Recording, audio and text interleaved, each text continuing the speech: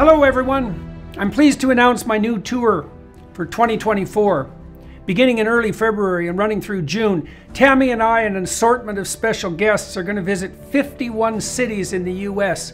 You can find out more information about this on my website, jordanbpeterson.com, as well as accessing all relevant ticketing information. I'm going to use the tour to walk through some of the ideas I've been working on in my forthcoming book, out November 2024, We Who Wrestle with God. I'm looking forward to this. I'm thrilled to be able to do it again, and I'll be pleased to see all of you again soon. Bye-bye. I never gave orders. I never had to say, hey, everyone, here's what we're doing this. I never had to say that. The caveat is we're in a gunfight and, I need you to take your element over that building. Yeah. And even then, it's a strong suggestion because I might say, Jordan, take that building over there. You might look back at me and say, negative. Mm-hmm.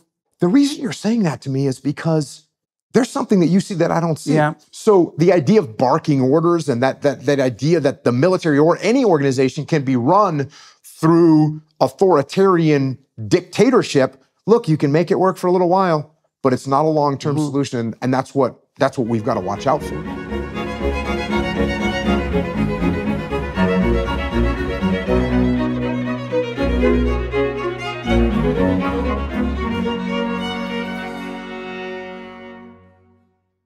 Hello, everybody. I have Jocko Willink here with me today. Most of you watching and listening will know who Jocko is. He's ex-Navy SEAL, very broad social media following, talented author of children's books, an entrepreneur. We've spoken a number of times in the past, and that's always gone really well.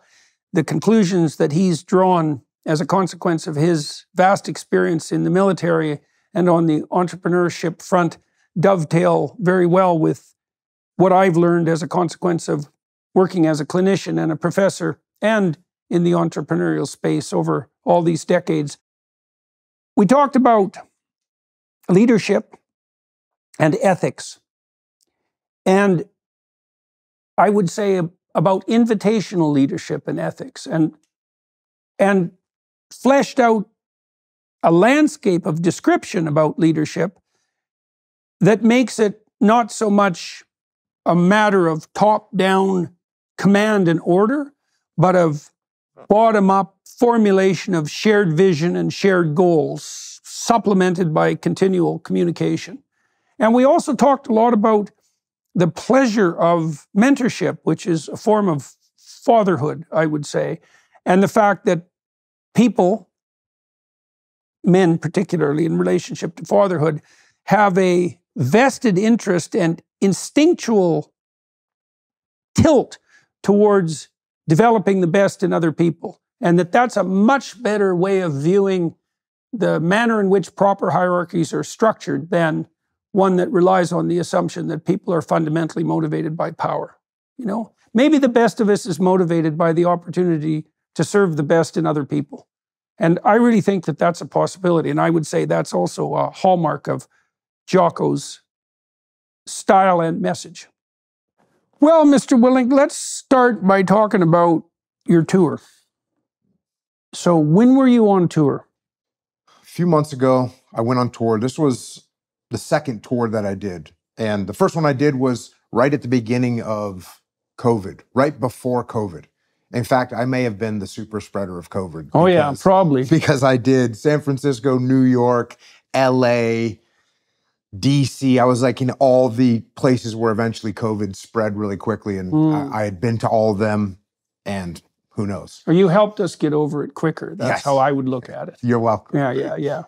So this one was a few years later, and I just did 5 or 6 cities this time. And what was nice was the one that was in Chicago, we brought a crew in and we filmed it and we're going to release it. So when is that coming out? I'm not sure yet. All the editing and everything isn't done yet, but we'll put it out there. So why do you think people, and what do people tell you? Why do people come and see you? What is it that you're providing to people, do you think? I think people want to come see me and want to connect with me in real life because they've listened to my podcast a lot. Yeah. So I think that has a lot to do with it. And then I think people, I'm just up there sort of sharing experiences that I've had, and I try and do the best I can in presenting the lessons that I've learned. And really, one of the biggest lessons that I was talking about on this tour was it's going to be okay. And I think that especially when people go through traumatic situations, obviously I deal with veterans a lot, law enforcement, and the whole PTSD that people have been going through and talking about for the last, well, I guess since the wars have been on, last 20 years. And a lot of times someone would go through traumatic experience and they'd have bad feelings about it. They'd have regrets about it. They'd have things that they wish they would have done differently. And one of the main themes I was telling people during this tour was that's totally normal and it's okay. It's okay to think, oh, I lost some friends and sometimes I feel sad about it. Well, yeah, of course. Mm-hmm. Like that's normal. That's fine. In fact, if you weren't sad about it, there may be something wrong. Because I think that people have been told for a while that, oh, if you're feeling sad, there's something wrong with you. When I actually don't think there's anything wrong with when you feel sad. You feel sad? Yeah, you lost friends. You're going to feel sad. Oh, you were in combat. You had to do some horrible things. You did some things that you regret. There's nothing wrong with that. People make mistakes. Things don't turn out the way that they wanted them to. We made decisions and there was a bad result at the end of that decision. And instead of thinking, oh, I'm a terrible person, no, it's like you made a mistake and that's okay and you got to move on. Yeah, that's the tricky part, I think, with regards to, say, post-traumatic stress disorder or regret. You know, because it's one thing if you're sad because you've lost people. It's another thing if you're blaming yourself because you believe, and maybe with some cause, that you've made a mistake. And often people don't know what to do about the fact that they've made a mistake. So maybe we could talk about that a little bit, because some of the people who are watching and listening will have made mistakes, and some of them are hanging themselves out to dry because of it, right? I mean, especially if you make mistakes that have had fairly dramatic consequences. So, and this ties in, I would say, also to the motif of forgiveness, because there's not much difference between forgiving other people and forgiving yourself. And you can't just do that by saying that you're going to do it. So what I've observed clinically, and I think this works philosophically as well, is that what you want to do to set things right, which is to atone, is to lay out what you've done that you think was wrong. Provide yourself with the best possible defense. So, you know, there's a reason in our legal system that we start with the presumption of innocence, which is a miracle. Because like tyrannies start with the presumption of guilt. And the reason they do that is because everyone's done something wrong. And if you dig around enough in anyone's life, you'll find a reason that they're culpable, a reason to put them away. And so the fact that we presume innocence is a complete bloody miracle. And I can't figure out how we ever managed to get that right. But you got to do that with yourself. So imagine you're taking yourself to task because you did some things wrong. It's like, okay, list them out in your imagination or write it down. But then you got to defend yourself as thoroughly as you possibly can, which doesn't mean you're trying to get yourself off the hook. It means that you're trying not to take yourself apart more than is necessary. And then you might ask, well, if I've done something terrible, maybe what's necessary is that I commit suicide, is that like I pay the ultimate price for my sins, and people will do that when they're depressed. And that's not right, because actually what you want to do to atone is to set yourself back on the right track. So the precondition for forgiving yourself is, first of all, to sort out whether or not you're accusing yourself too viciously, like a tyrant. But then let's assume that there's some leftover evidence, compelling evidence that you did do something wrong. Okay, now you have to figure out what you did wrong, and you have to figure out what you would have done differently and what you will do differently in the future. And then my sense is, and I think this works out psychologically, is that if you can set yourself up so that you've learned from the mistake you made so you wouldn't repeat it, then you get to go on with your life.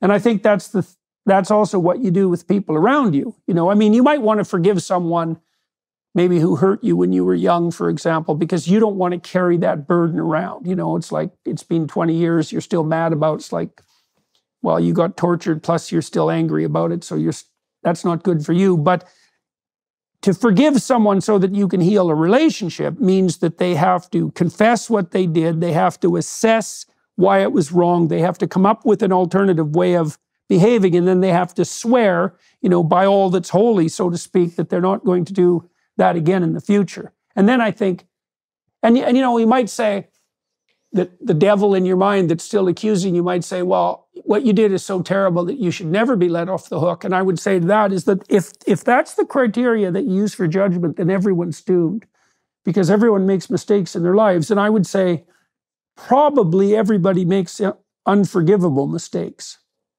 And so if we're going to take ourselves apart about that permanently, then we're all ruined. Yeah, I was pretty lucky growing up in the military that I would get to see guys, and I was probably 26 years old, and I moved into like an instructor role in the SEAL teams. And so you'd see these young leaders, and they'd go out on some training mission, and they were going to mess things up. They're going to make mistakes. And you always get this talk about, well, you made the best decision you could with the information that you had at the time. And it kind of sounds like a cop-out in a way, but it's actually not a cop-out at all. You make the best decision that you can with the information that you have at the time. Like, what more can a human being do than make the best decision they can with the information that they had at the time?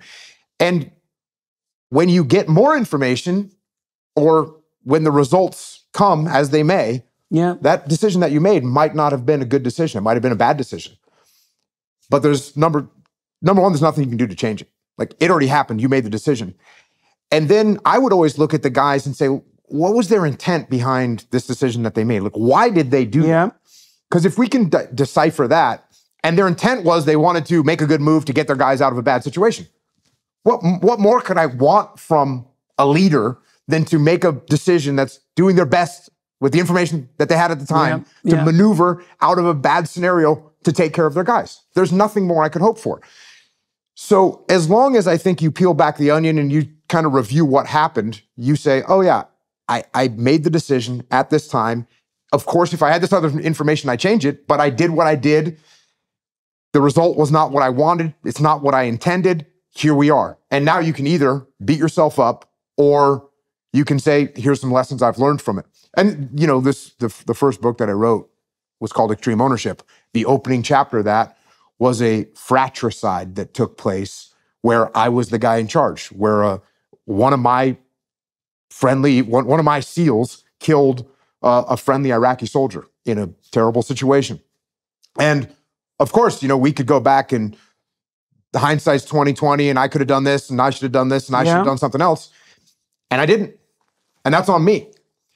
And so I think, that initial part, if we're going to talk about forgiveness, the first part of that is taking ownership, to say, yep, this was my call. This was my decision. This is the move that I made. That's me. Mm-hmm. It's not anybody else, it's me. Mm-hmm. Because the minute you start saying, well, this person did that, and this person, the enemy did this, and we didn't expect that. The minute you start casting blame on other people, now I think you're lying to yourself. Mm-hmm. And I think that's going to cause more problems. So saying, yes, this was a decision I made. This is the information I had at the time. It ended up being a bad decision. Here was my intent behind it, and I've got to move forward.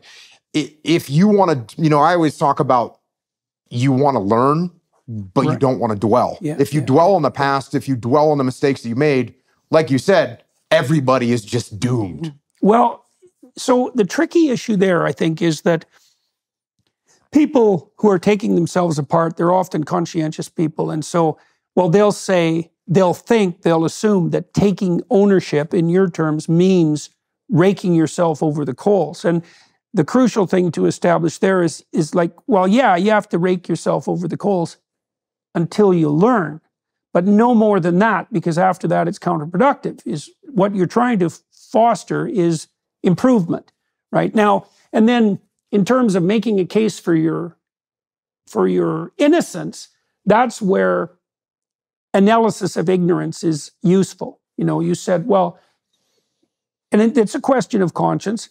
Did you make the best use of the information that you had available at the time? And one answer is, yes, but I had sparse information. And then you have to ask yourself, could have you been more informed if your eyes would have been more open? That's a willful blindness issue. But it's definitely worthwhile to when you're making a case to defend yourself, to see how much of the sequence of events that resulted in the unfortunate conclusion was attributable to situation.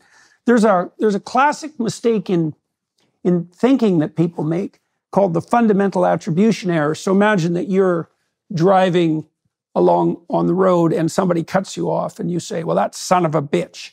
It's like, and then, you find 2 blocks later that you're in the same situation in terms of the positioning of the automobiles and you cut someone else off. And it's harder to do a situational analysis than to do a personal attribution. And so people will default to a personal attribution, that son of a bitch. And that can turn around to bite you because it's difficult when you're retroactively assessing something you've done to take into account all the situational factors. But that is definitely something you do if you're mounting a defense for yourself. And that's part of that presumption of innocence. So we could say, if you're trying to get yourself out of something like post-traumatic stress disorder, we would say, well, how would you make the case for yourself if you began with the presumption of innocence and that there were situational factors? Make the strongest possible case. So you do that. Now, if there's some residual issues that you have to contend with, like the fact that you were willfully blind, or, maybe you weren't protecting your men, maybe you were going for the promotion because you're more ambitious than you should be, like that speaks to intent. But you shouldn't convict yourself until all the arguments that are in favor of your innocence have exhausted themselves, right? And that is the way that our legal system is set up. And there's a good reason for that too. And then knowing also that atonement is possible and forgiveness appropriate when you've learned your lesson, and that's also very useful when you're disciplining children. So, for example, when my kids were young and I used to have them sit on the steps when they were, acting like barbarians, I should clarify that. You discipline your children when they're acting in a way that isn't appropriate for their age in accordance with universal human judgment. So you should discipline your children when they're disgracing themselves. And the reason you should do that isn't because they're bad kids or because it reflects badly on you or because you're angry, but because if they continue to act that way, other people aren't going to want to have them around. And that's not good for your kids. So you discipline them. So I say to my son, for example, go sit on the steps till you can act like a civilized human being, or whatever terminology is appropriate when he's young. And the rule was, well, as soon as you get yourself under control,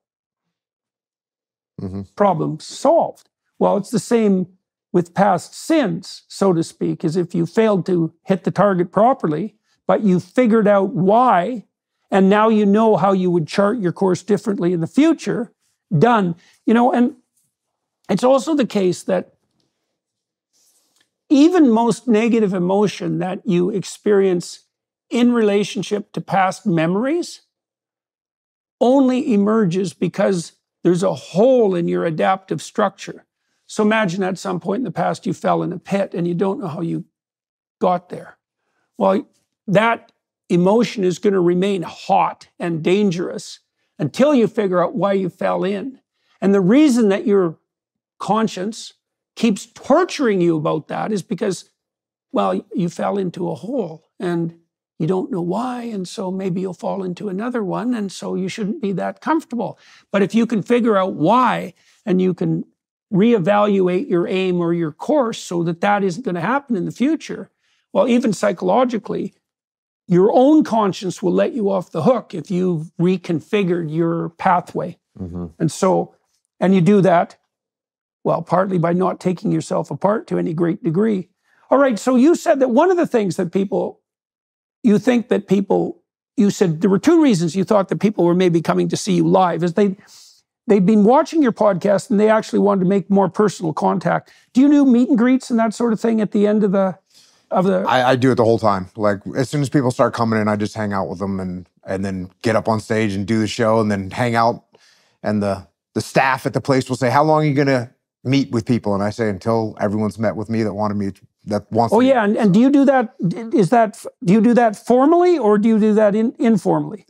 Informally. Yep. See, at the end of my lectures, we have a formal meet and greet and people line up, and there's a bunch of reasons for doing that. There's a ticket increment that's associated with that. So there's a financial reason, and that makes the tour more rewarding. But it's also because there's so many people that want to do that, formalizing it made it much more efficient, because everybody gets, it's not very much time. It's only about 15 seconds, probably something like that. But the parameters are pretty nicely defined, and we can, what would we say? We can provide more people with what they want doing that. Right. And so I really enjoy that, actually. Yeah. 15 seconds isn't very long, but it's not nothing. And if you're awake, you can have a bit of an interaction with someone that isn't only surface. And that's also a really interesting challenge, to be able to do that rapidly and efficiently in a way that's satisfying for everybody who's involved. Yeah. Well, the weird thing is people come up to me and they say, I feel like I know you. Yeah, right. And I say, you do. Yeah. Like, you listen to the podcast, there's hundreds and hundreds of hours of me talking about all this different stuff. And if you listen to all that, you do know. Yeah, right. And then I kind of know you too, because we've had these shared experiences of going through all these topics together. And so I kind of know you too. Yeah. And so you do have like a legitimate connection with people, and they can come up and just tell you whatever it is they're going to tell you. Yeah. And they can ask me a question in 14 seconds, and I'll give them an answer in 32 seconds, and we're good. And they're high-fiving and bro hug, and we're moving on. Well, that's a lot of contextual information. Yeah. Absolutely. I feel exactly the same way. Yeah. And like you said, the idea that the people who are coming have that they know you, that's not a falsehood. Unless you're being false in your podcast, and I know that you're not false in your podcast, so they actually do know you. Yeah, I really enjoy going. I really enjoy going tour. How long do you talk? 2.5 hours, something like that. Oh yeah. So quite a while. Yep. Okay, and I'll do some Q&A in there as well. There'll be some Q&A. Roll the dice with the Q&A. You never know what you're going to get. Yeah, we use Slido. I don't use that. Well, it's this technology so everybody on the screens in the theaters, there's a code, and everybody can enter the code into their phone, and it brings them to the Slido site. And then they can ask a question, but more importantly, they can upvote the questions. And so that's very helpful, because I talk for 90 minutes, about hour, 90 minutes, something like that. And then Tammy aggregates the questions from Slido, and she asks me the questions. And because everybody can vote, it gives us a chance to sample the audience. And it's a good way of organizing it as well, too, because the problem with taking live questions is that people don't know how to handle the mic, and so no one can hear them, and then the audience starts talking, and then you get people who are just grandstanding or don't really have a question. And Slido has worked extremely well for us for handling that. I guess the only thing can you then call that person out and have them come up and have them you could, but expand on it? Well, you could. I haven't done that. That's not a bad idea. Because we haven't done that. Sometimes when you don't get the context around the question, you need more context to definitely give a good answer. Yeah, definitely. So if you can't do that. Yeah, well, you can solve that problem to some degree by selecting questions in the list of questions that don't require the additional context. And I guess I solve that sometimes too by providing, what might be a more generally applicable answer than something that would be specific to the person. There's something kind of awesome, though, about just someone stepping up to the mic and you don't know what you're going to get. Fair enough. And I enjoy that. It's like the no net tightrope walking, right? Well, that's also what I like about the lectures, because I don't lecture from notes. I mean, I prepare beforehand, and I have a question or two in mind that I'm trying to answer, but I never use notes. And I think part of the reason that the live lectures are compelling to people is because they are without a net. They are tightrope situations. And one of the things I really like about speaking spontaneously like that is if there's a question at hand or two questions, they're questions that I seriously want to investigate. And so I'm trying to investigate them in a new way as I go. And if you do it right, you can bring the whole thing to a conclusion that's like a punchline, right? And that's really fun to see if you can orchestrate that in real time. That works on podcasts too. And what's your batting average on getting, if you did 100 shows, how many times do you land like right where you wanted to land and you walk off the stage triumphant with a grand slam in the 9th inning? We're experiencing a lot of global instability as we plunge into primary season. How are you protecting your family in the midst of all this chaos?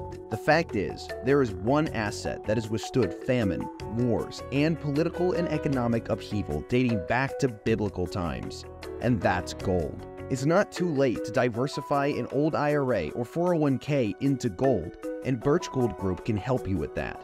Birch Gold can help you create a well-thought-out and balanced investment strategy. They'll help you convert an existing IRA or 401k into an IRA in gold without paying a penny out of pocket.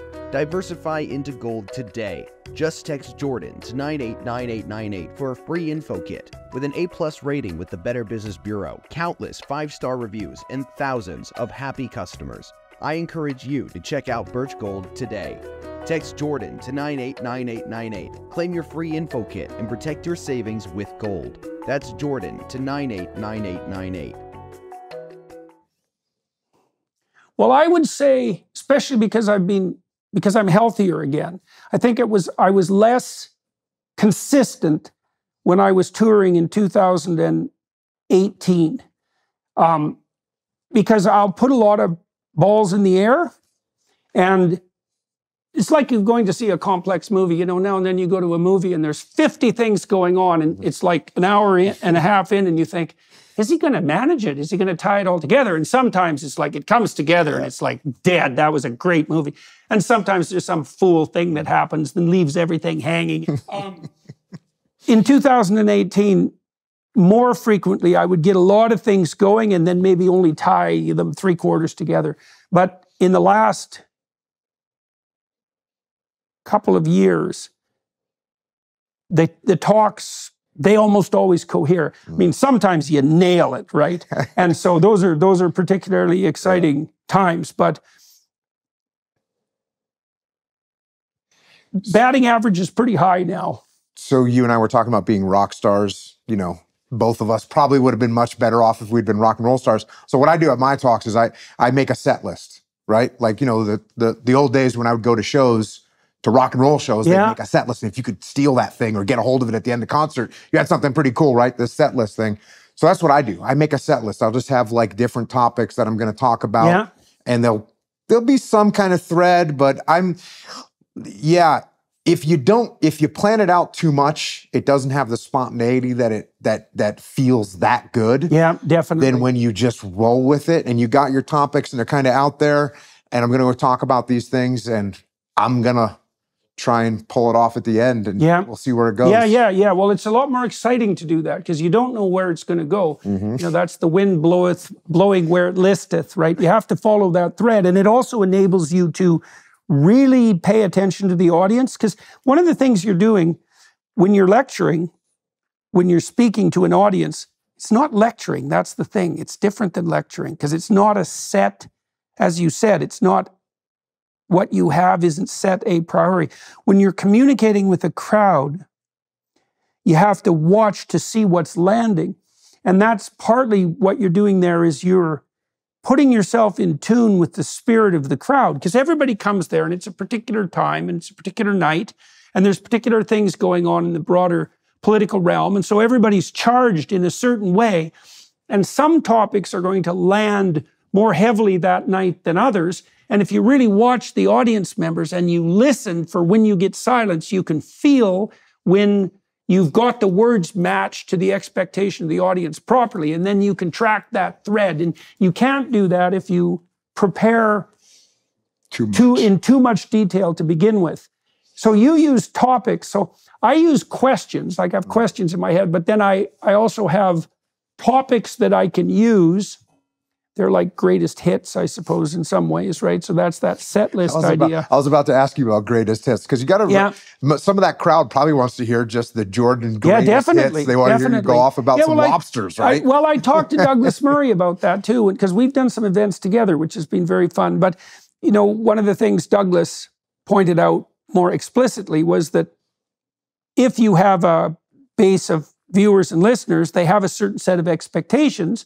They want to hear something new, but kind of optimally new. They want you to return to themes that they've become familiar with, partly because that's a good place for them to understand. It's like, and it is, I think, akin to going to see a concert.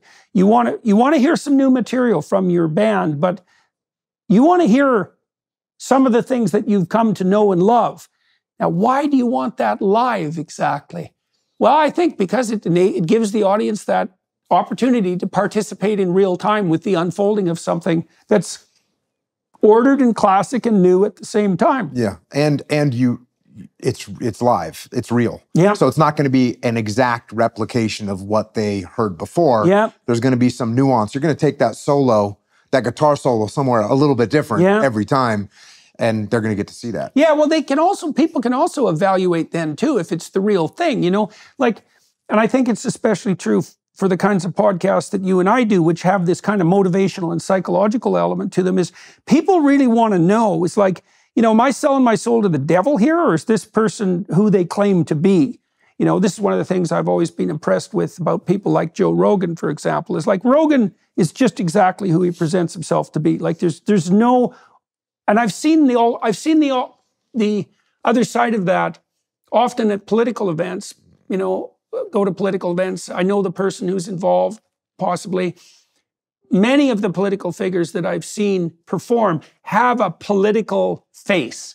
They're not the same on stage. They have an act, a political act, you know, and they're different people off stage, often smarter people, interestingly enough, and I think more interesting people, but Rogan doesn't have any of that. And I think when people are looking for motivational direction and delving into personal philosophy, they want to bloody well make sure that the people that they're listening to are credible. And that's something you can assess more particularly in a live situation, especially when you're watching people interact on their feet, right? Because they don't have that scaffold. Vivek Ramaswamy told me he wouldn't use a teleprompter he swore he wouldn't use a teleprompter during the campaign, partly because he wanted to avoid exactly that. And I think this is one of Trump's real strengths too, is that Trump might make mistakes when he speaks, but they're his mistakes. You know, and people are willing to cut him a lot of slack because they're his mistakes. You know, and there's a courage about that too, because there is the possibility that you'll go, you know, spectacularly wrong, say something stupid or fail. Yeah. So you talked about intent when people are analyzing their motivations for their past conduct, for better or worse. What's your intent in the tour? And how do you orient your intent before you go on stage? So interestingly, I had a woman that works for me, and she's the COO of one of my companies, great, incredibly impressive woman named Jamie.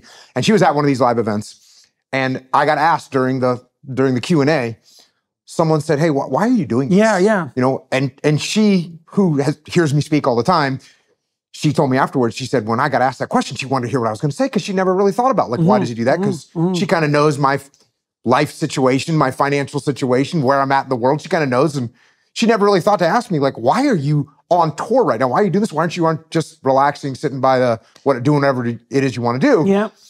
And she waited for my answer, and my answer was to try and help people out. Yeah. That's it. I mean, at this juncture.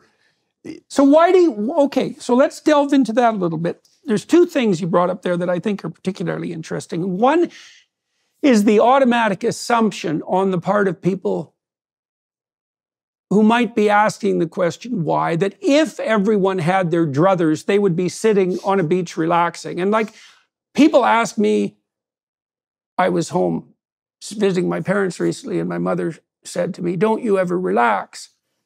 Because I was working while I was there on all sorts of things. And I said to her, I don't know. I'm not that interested in relaxing.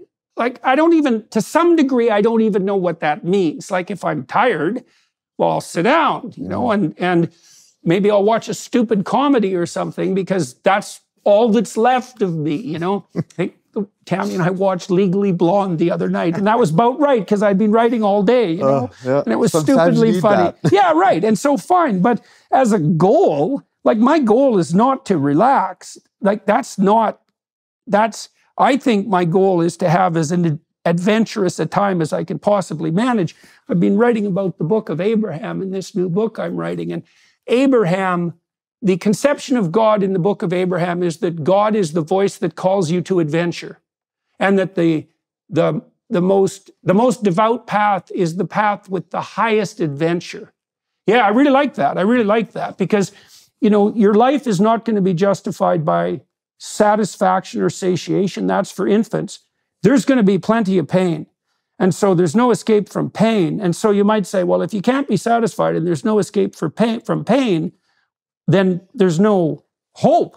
But if the point is the adventure, well, that's just not true. Then the adventure can justify the pain and the lack of satiation. So you said, back to the adventure, a tour is an adventure, but you said that your prime motivation is to help people. Okay, so let's dig into that a bit. We could get skeptical about it. It's like people might say, like the postmodernist types, the neo-Marxist types would say, well, that's just your cover for like your dominance, your power striving. You've made lots of money. You're famous. People know who you are. It's like, and because that's not enough for you, you have to add this overlay. It's, oh yeah, and by the way, I'm just doing this to help people, right? So that's the very cynical attitude. But you can understand that that's a justifiable criticism. And if you were narcissistic, it would also be a genuine criticism. So why do you think it is that why do you think your claim that you're helping people is justified? And if it's justified, why do you think that you find helping people intrinsically rewarding? Going back to my career in the military, I think this is where I initially learned this, because as you're coming up in the military, you're going up in the ranks and you're getting moved into more positions of responsibility, and you're going out and conducting operations and all those things that you do inside the military in your career. And what I found more than anything else was where I got gratification and what felt like I actually did something good was when I'd see a guy that I had worked with, that I had mentored, that I had trained, when I'd see them step up and excel. And be able to achieve things, and be able to accomplish things. Yeah. That was more gratifying than me doing it myself. Mm-hmm. Mm-hmm. And so I think that I started to notice that's what really... When did you notice that? How old were you? Probably 29, 30, something along those. So I was in a leadership position. I started to have people working, that were my direct reports. But I realized, I can really help this person. Like, they don't know what to do. Yeah. Right? And inside the military, inside the SEAL teams, it's like, there's a mission that you're going to do, and there's a certain way to conduct that mission.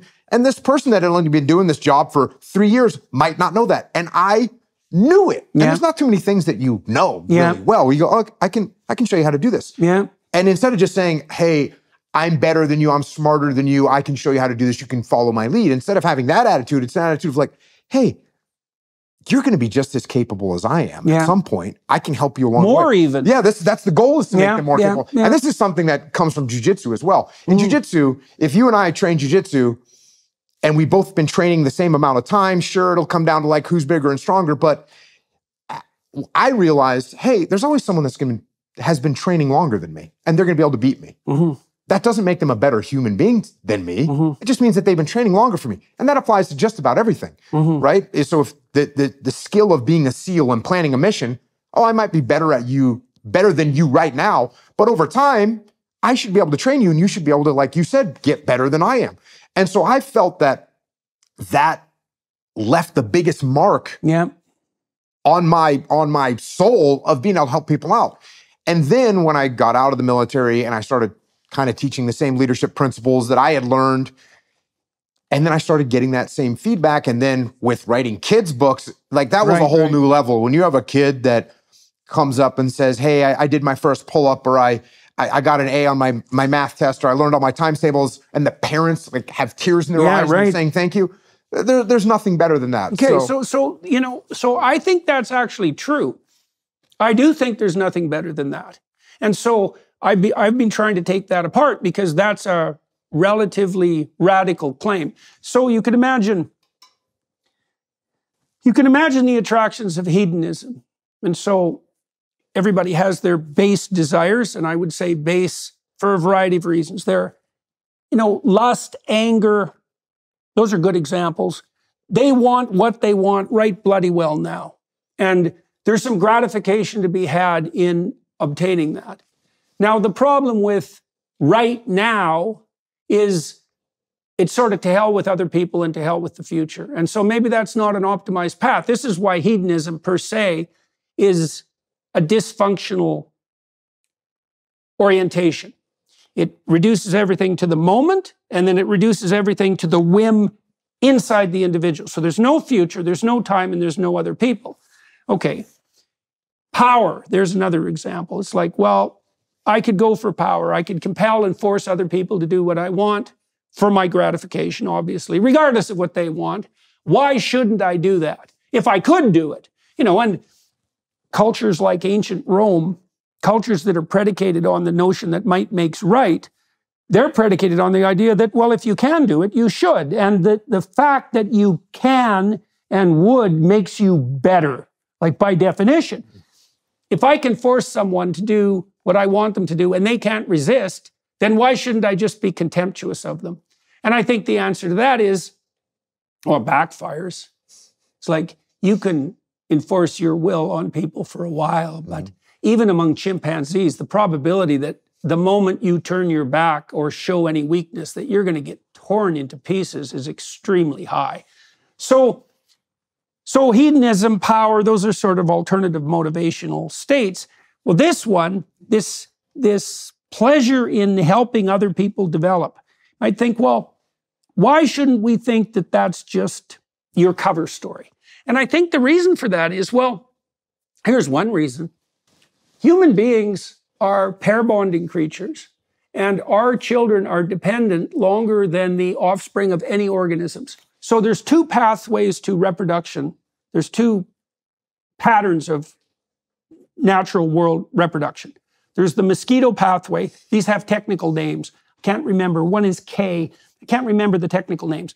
Mosquitoes on the one end, human beings on the other. So the mosquito strategy is 1 million offspring, and if 999,000 of them die, as long as one survives or two, you've done your job. No investment past sex, right? And there are human beings who have that strategy as well. No investment past sex, right? The alternative is immense investment, maybe multi-generational investment. That's parenting, grandparenting, great-grandparenting, maybe the establishment of a pattern that even works beyond that.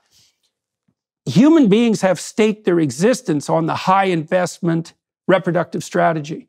And so to the degree that we're biologically prepared to be fathers, there's an instinct for mentoring. And I think that what you're describing is the broader scale manifestation of exactly that. Now, you tied these things together. You said you discovered when you were young that helping other people develop was a great intrinsic pleasure. And you said maybe the most rewarding of the intrinsic pleasures. And I really do believe that's true. It's quite stunning to realize that.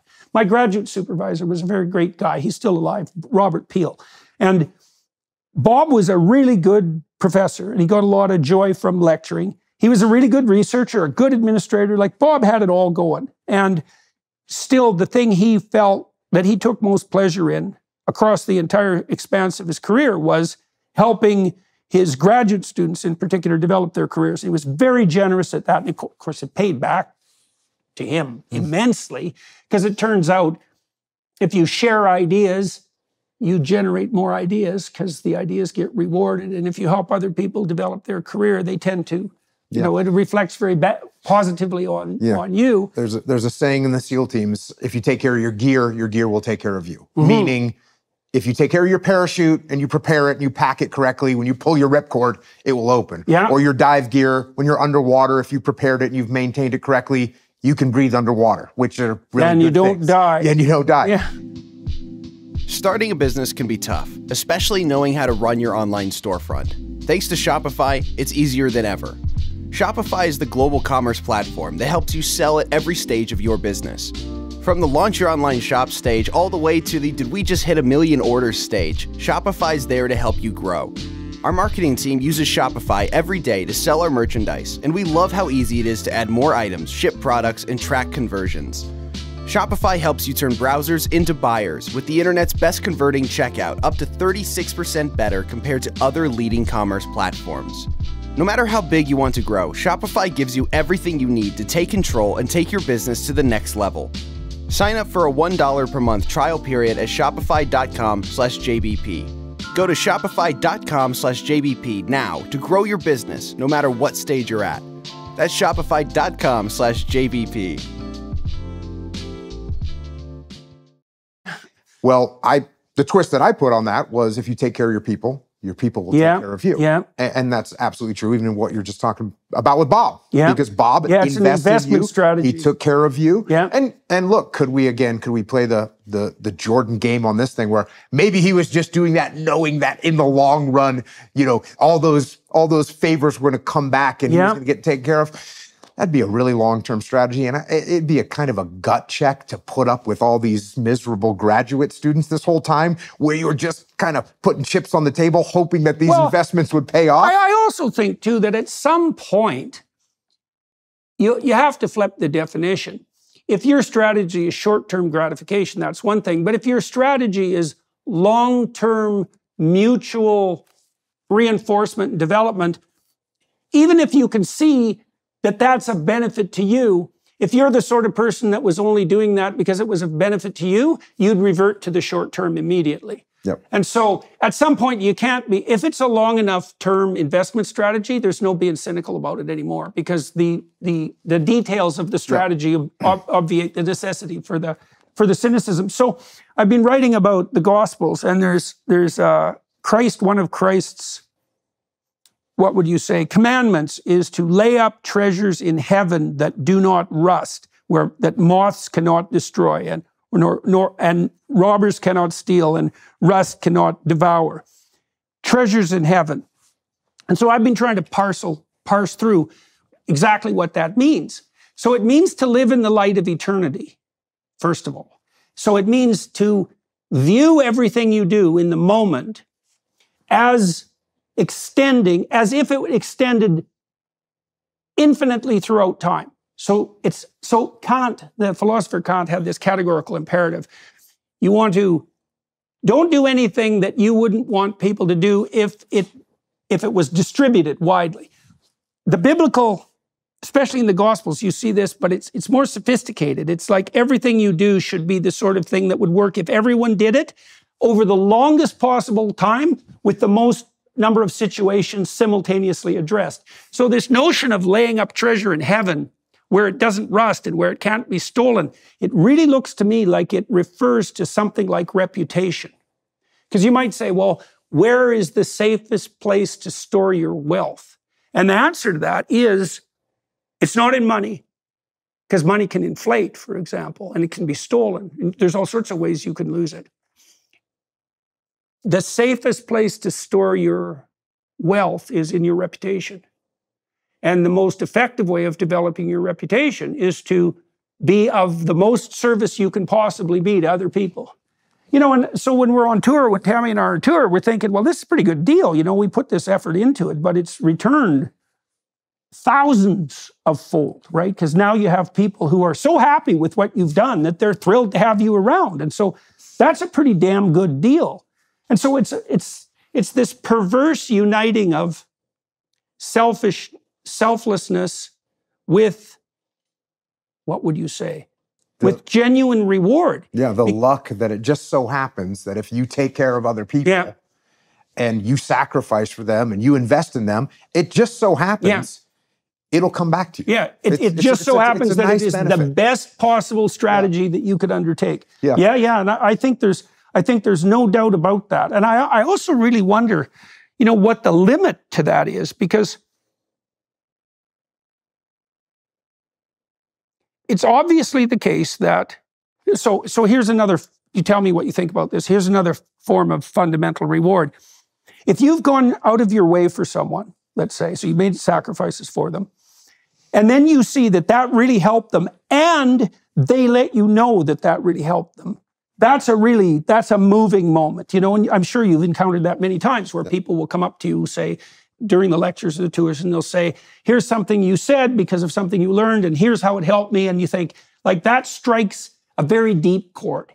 And that is one of the things that, well, for us anyways, for Tammy and I, that's certainly one of the things that makes the tour worthwhile. But it does speak to that depth of motivation in mentorship, And this is a very effective This is something very useful to know in the culture war that we're engaged in, because the accusation of the radical meta-Marxist types on the left is that there's no other motivation than power, right? No matter what anybody says, it's all about power, and power is the ability to compel and use force.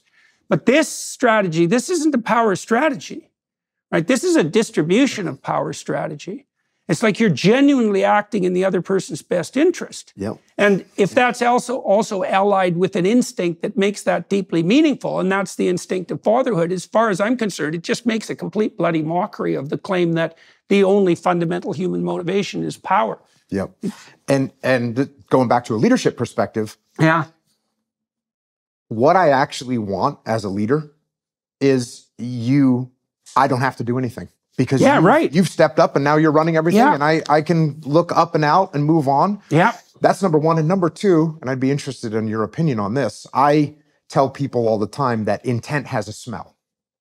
Intent has a smell. So if your intent is actually to take advantage of me and get things from me, and you're taking advantage of my mentorship, and you're eventually going to, that intent will have a smell. And sometimes it's hard. Sometimes you meet someone and you go, man, that seems a little bit off. Yeah. This person seems a little bit off.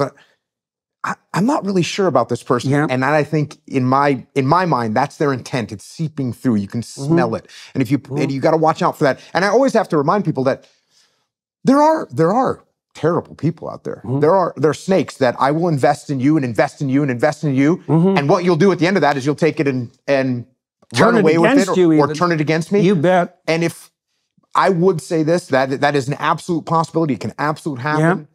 But if you invest in 10 people, 9 of them are going to give back to you and you'll be in a better place. Yeah. One person will try and run away and they'll eventually, unfortunately for them, they'll dig themselves a hole that they can't get out. Well, we also know that too. So psychopaths take advantage of other people. They use power.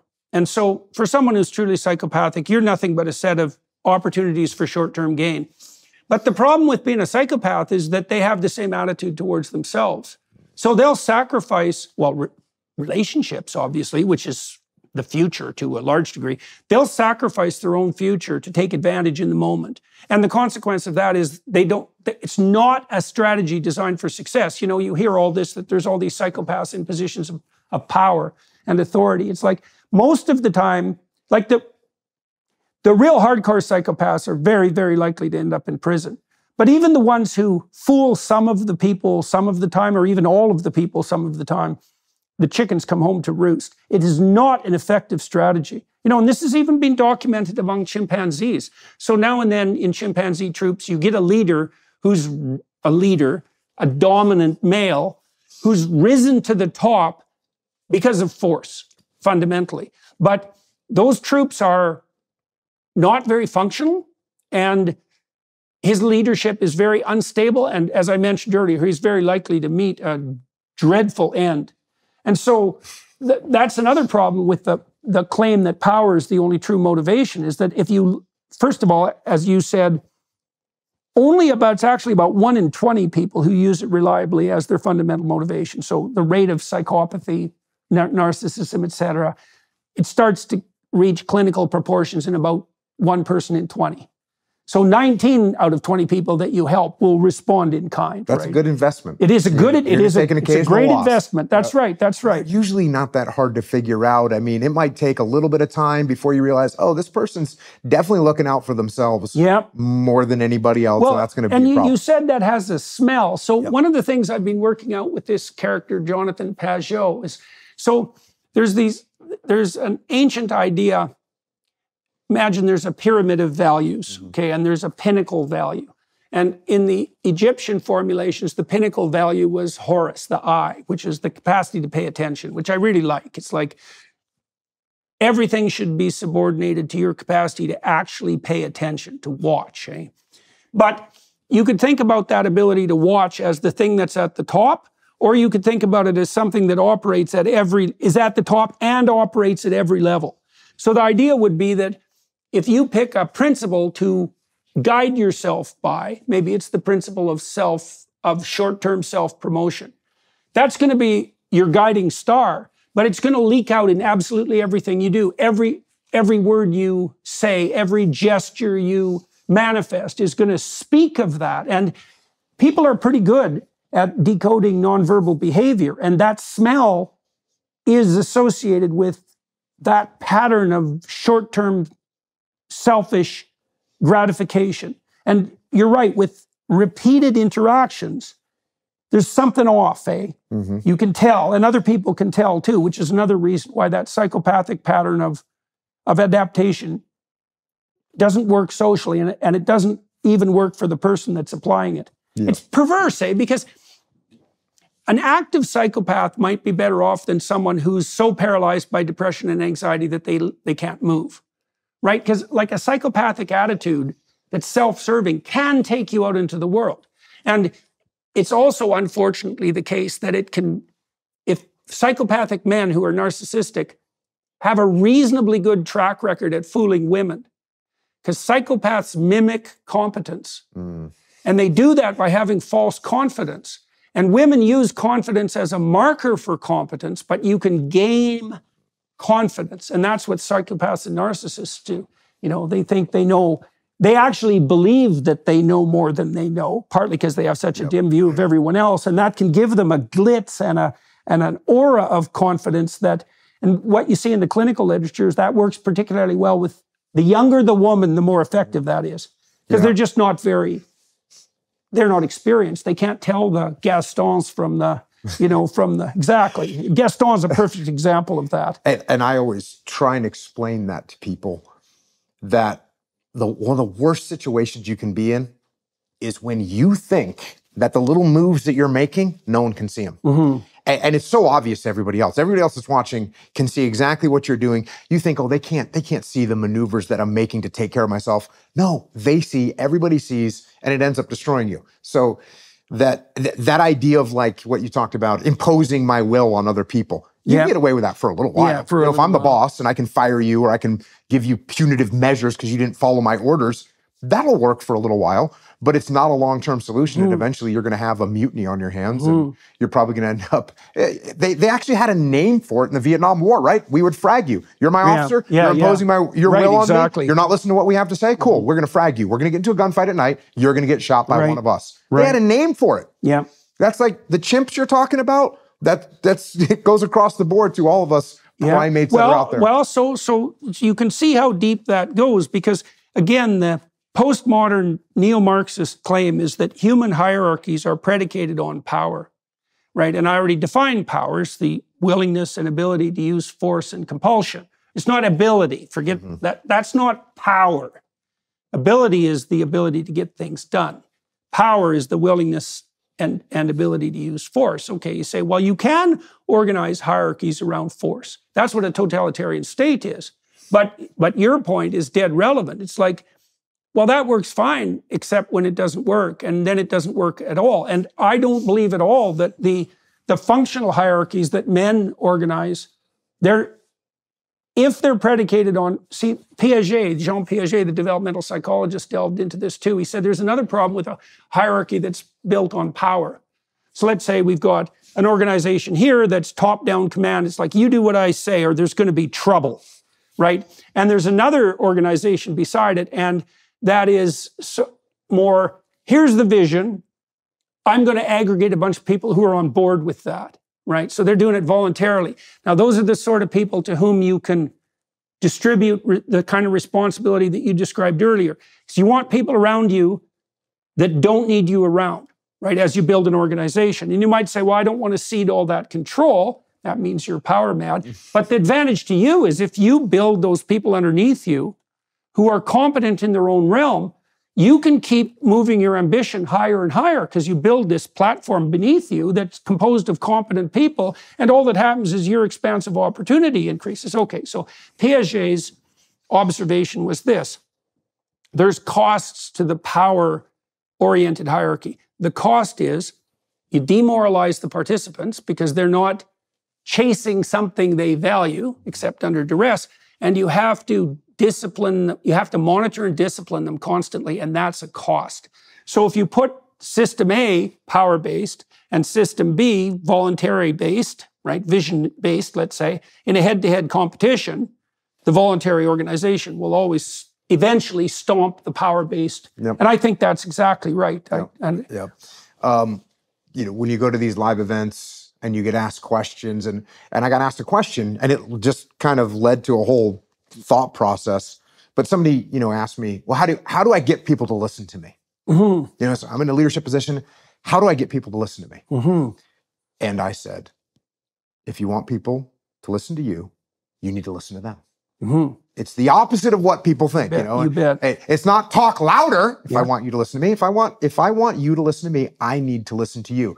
And that kind of opened up this whole idea for me. There's a whole category of these things, right? If I want you to respect me, what do I have to do? I have to treat you with respect. Yeah. If I want to have influence over you, what do I have to do? I actually have to allow you to influence me. Mm-hmm. I have to open my mind up and allow you to influence me. If I just stick with my own ideas, you close your mind as well. If I have a closed mind, you're going to close my mind. If I want you to care about me, what do I have to do? I have to care about you. Mm-hmm. And by the way, in my opinion, these are the components of a relationship. Right? Yes, definitely. If we listen to each other, if we don't listen to each other, we don't have a relationship. Yeah. If we don't respect each other, we don't have a relationship. If we're not influenced by each other, we don't have a relationship.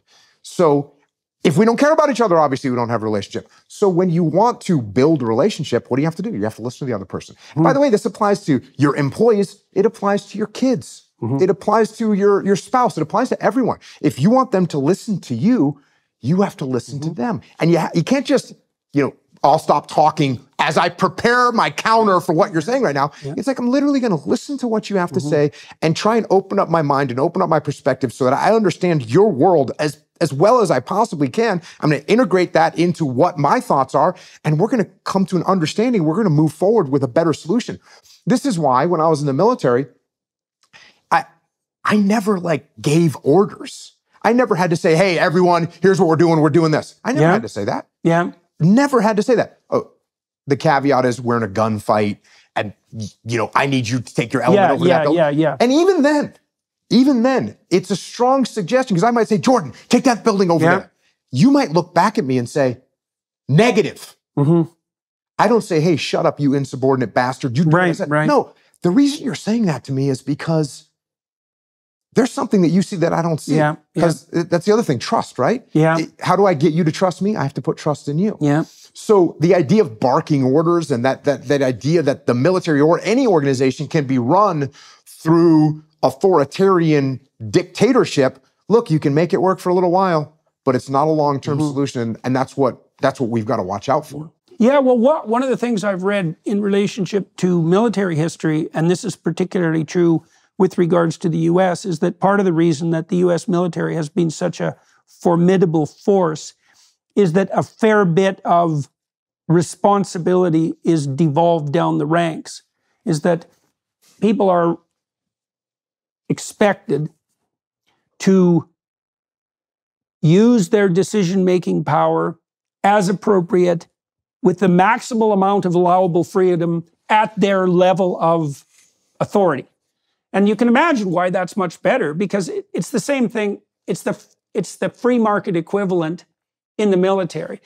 If there's 1,000 people and some of them are troops that are on the front line, some of those people on the front line are going to have much more accurate information than the people who are aggregating information at a distance, both temporally and spatially.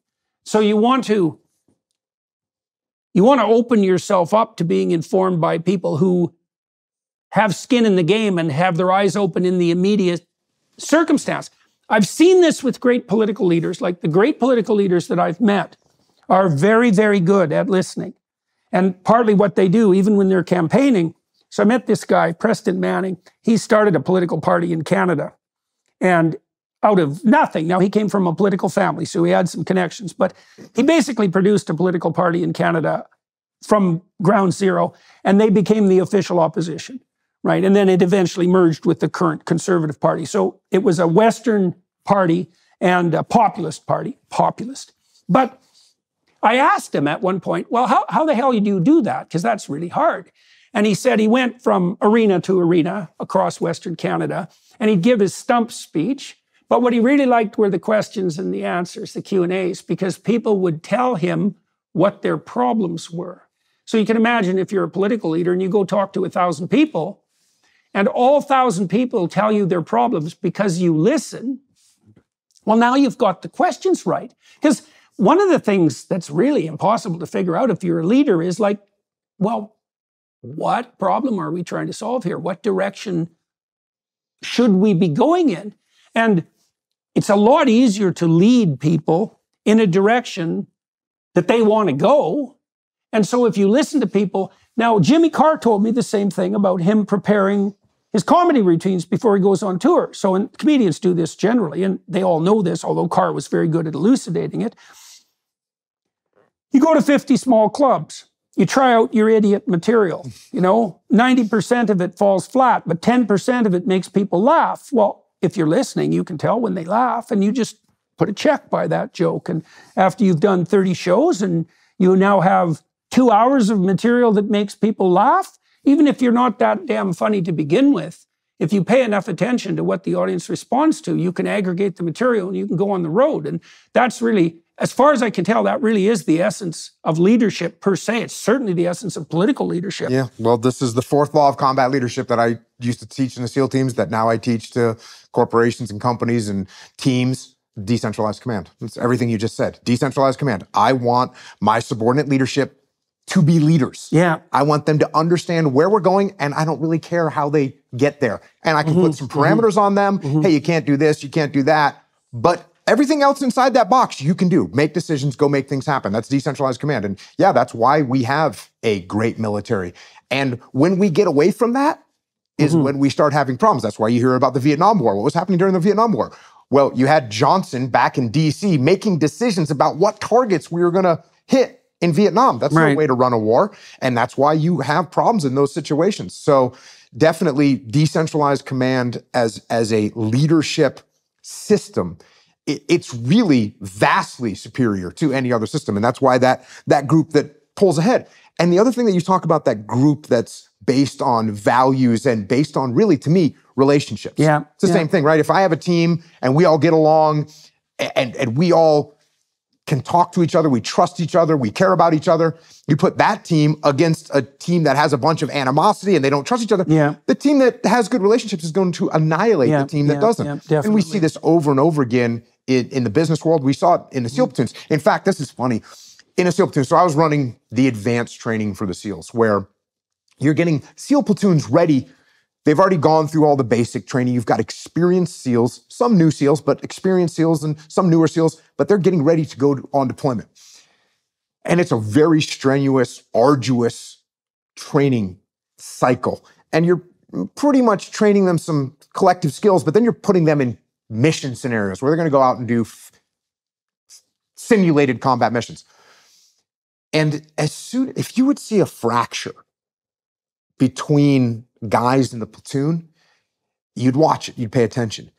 And if it started to get worse, the platoon was going to fall apart. The platoons that occasionally would fail a block of training, they'd fail land warfare, they'd fail urban combat, or they'd fail close quarters combat. The reason they would fail was because they had fissures in the platoon that would break them apart.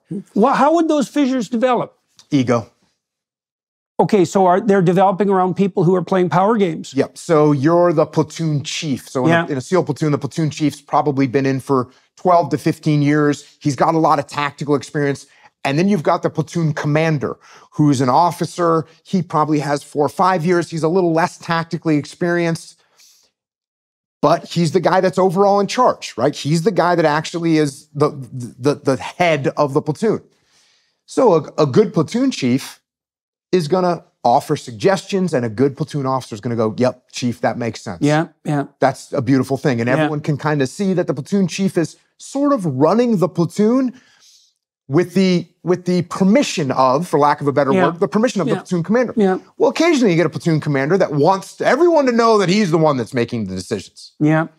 And he starts to, well, we're not going to do it that way. And right there, you got friction. Or it can be the other way around. It can be the platoon chief that wants everyone to know that, hey, we're going to do it my way. And the platoon commander doesn't want to do that because he's an idiot. And you just end up with this explosion. Well, that's that narcissism, eh? Oh, that 100%. That idea that you want to be the one that people know did it. Yes. Right? That's a big problem, right? Because then you're doing it because you want to be known. Yep. Right? And that's a false form of prestige.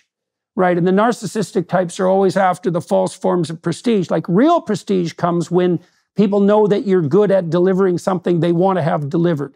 Right? That's the equivalent of real ability. And so there's something else that's, I think we can tie together what we talked about to begin with. So here's how kids develop friendships. So two kids will start interacting with each other on the playground, right? Say they're like 4 years old, a boy and a girl, and the boy proposes some possible play topics. So that could be a game or it could be like a drama. So kids will pretend. So maybe the boy will say, do you want to play house? Okay, now he doesn't say to the girl, you have to play house, because then if she does play, it's not going to be any fun. Plus, she isn't going to play, and she's going to be looking for an escape or some other kid to play with, like instantly. So it has to be an invitation, right? And then they have to jointly negotiate the rules, because if you're playing house, you could play husband and wife, or you could play, husband and daughter, or there's all sorts of different roles, or you could play two sons, or one of you could be the cat. Like there's a lot of roles that can be taken. And the next rule is both kids have to agree on the rules and they have to want to play. And play is particularly interesting in this regard because if there's any element of compulsion, or fear, the fun stops. It's a very delicate motivational state, play, because any other motivational state will take it out. So you have to do it exactly right to get the spirit of play going. So if the boy does this well, then he'll play this game with the girl. And it'll be fun for both of them. And then you imagine there's a fairly tight set of constraints that are operating to make that game fun for both, voluntarism being one of them. They have to pick their roles. They have to share their aim. They have to agree on what the game is going to be. They have to agree on the principles.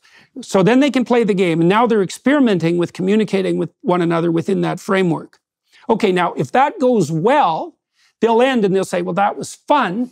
And they'll say, would you like to play again? Okay, so now what you're having is a sequence of games, right? And a friend is someone that a sequence of games can be played with, a variety of different games, and that's a relationship. So now imagine that, there are pretty tight constraints on how you have to play a game to make the game fun. You have to have a goal. You have to try to make the goal. You have to compete because you want to do a good job. Maybe you even want to do a better job than the person you're playing with, and you have to cooperate because you have to stay within the confines of the game. Okay, so that's a pretty tight set of constraints. Now imagine that across a set of games, the constraints are even tighter because now you have to be able to do that flexibly in a bunch of different situations with a bunch of different games with the same person, and they have to want to continue it. Okay, that's a friendship. Now imagine that there's a pattern of behavior that makes that, an attitude that makes that more possible. Okay, that's an ethical attitude, and there's nothing morally relativistic about that. You can see that, right? Because imagine that you have a friend and it's fun to play chess with him and it's fun to play basketball, right? Well, there's not a lot of commonality between those two games, but there's a commonality of attitude that can be brought to bear across those games. And that's the principle that's antithetical to power. And I think that what you're doing when you're mentoring people is you're teaching them how to play that game, that long-term iterative game. And the pleasure in that, imagine it's an instinct. The people who are best at that have the children who thrived because they taught their children how to play games that everybody wanted to play so that they were always being called upon to play. And so that was a radically effective reproductive strategy, effective enough to become an instinct, and an instinct that's so powerful that it makes itself manifest as that pleasure in mentoring that you described. Yeah, right? And that thing when you mentioned about these people you want to interact with, even when you're a little kid, it's trust, listen, respect, influence, and care, right? If you and I are going to play the game together, but you're just imposing your rules on me, I'm not going to like it. Or you don't listen to any of the input that I want to give, I'm not going to play with you anymore. If I can see that you don't care, that I'm the one that keeps falling down on the ground every time we do this part of the game, you don't care about me, this isn't going to last very long. And in order for us to build a relationship, you got to give this stuff. You got to give that trust. You got to listen to what other people have to say. What about also psychological reactance? Have you ever heard of this? No. So I guess it's some some instinct that human beings have that when we get told to do something, there's some level of we don't really want to do what we've been told to do. Like, and that's especially true for disagreeable people, by the way, and men are more likely to be disagreeable. Yeah, well, if you're agreeable, you're more likely to cooperate if someone suggests or even demands. And the advantage to that is, well, you're more cooperative. But the disadvantage is the psychopaths and the narcissists can have their way with you. And this has been very well modeled. Like, you can produce, say, fictional worlds that are only composed of cooperators, and they do extremely well. But if you drop one malevolent actor, they take everything. If all the people can do is cooperate, they take everything. That's what a cult consists of, I assume. Yes. Something like that. That's right. That's right. You got all these people who are cooperating and one shark in the middle. So this is why, so in Beauty and the Beast, the beauty falls for the trainable monster, right? She doesn't want the narcissist and she doesn't want the weak man. Those are like the dwarfs in Snow White, which is why you can't get rid of the bloody dwarfs, by the way. It's like, the typical beautiful young woman is surrounded by dwarfs, right? And so she's not interested in them. And so then you might say, well, who's the prince? And then you could say, well, one sort of prince is Gaston. And another sort of prince, apparently in the Beauty and the Beast motif, is the trainable monster. And you might say, well, why do you want the monster? And the answer is, well, someone's got to keep the psychopaths at bay. Right. And trainable, so you want someone who has the capacity to say no, but who can be enticed and invited into a relationship, like a mentoring relationship and one of provision and cooperation. Right? So it's a very tight line for women to negotiate, right? Because if they find a man who's got no capacity for monstrosity whatsoever, and a monster comes along, he's done. But if they pick a guy who's too monstrous, then he can't cooperate, and he's not going to, be cooperative with her and the children. So that women have a very, very small eye hole in the needle to thread. Yeah. And the reason I make much of Beauty and the Beast, by the way, I do think that's the fundamental female myth. And part of the reason I think that, this is very comical, I think. So you ought to meet the Google boys. You ought to meet my wife and see who she married. I'll tell you yeah, that. right. Well, so the comprehensible story.